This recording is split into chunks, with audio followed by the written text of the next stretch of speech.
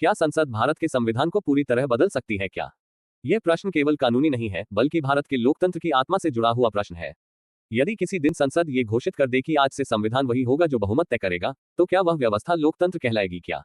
और क्या कोई सरकार अपने संख्याबल के आधार पर संविधान की सीमाएं निर्धारित कर सकती है? और सबसे महत्वपूर्ण प्रश्न यह है कि सर्वोच्च कौन है, संविधान या संसद?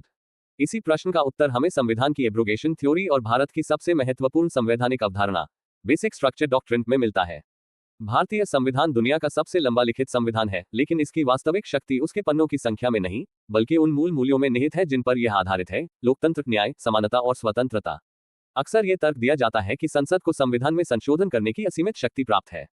आर्टिकल 368 संसद को संशोधन का अधिकार देता है, लेकिन यह अधिकार निरंकुश नहीं है। यहीं से बेसिक स्ट्रक्चर डॉक्ट्रिन की अवधारणा सामने आती है। इस सिद्धांत के अनुसार संसद संविधान में संशोधन तो कर सकती है, लेकिन वह संविधान की मूल संरचना को न तो नष्ट कर सकती है, न बदल सकती है और न ही समाप्त कर सकती है। इस सिद्धांत की नींव वर्ष 1973 के ऐतिहासिक मामले केशवानंद भारती बनाम केरल राज्य में रखी गई। केरल के एक मठाधीश केशवानंद भारती ने उन संवैधानिक संशोधनों को चुनौती दी थी जो मौलिक अधिकारों को प्रभावित कर रहे थे। यह मामला सुप्रीम कोर्ट की 13 न्यायाधीशों की संविधान पीठ के समक्ष पहुंचा। 7 बनाम 6 के बहुमत से न्यायालय ने ऐतिहासिक निर्णय देते हुए कहा कि संसद को संविधान संशोधित करने का अधिकार है, लेकिन यह अधिकार असीमित नहीं है। संविधान की मूल संरचना को क्षति पहुंचाने वाला कोई भी संशोधन असंवैधानिक होगा। इस निर्णय में न्यायमूर्ति हंस राज खन्ना की भूमिका निर्णायक रही। अब प्रश्न उठता है कि बेसिक स्ट्रक्चर में क्या क्या शामिल है। सुप्रीम कोर्ट ने इसकी कोई बंद सूची नहीं दी, लेकिन समय समय पर कुछ मूल तत्व स्पष्ट किए गए हैं।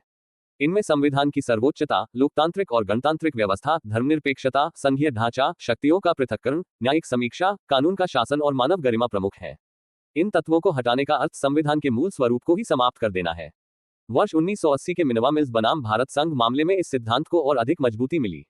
42वें संविधान संशोधन के माध्यम से यह कहा गया था कि संसद की संशोधन शक्ति असीमित है और उस पर न्यायिक समीक्षा लागू नहीं होगी। सुप्रीम कोर्ट ने इस प्रावधान को असंवैधानिक घोषित करते हुए कहा कि संसद की सीमित संशोधन शक्ति स्वयं बेसिक स्ट्रक्चर का हिस्सा है।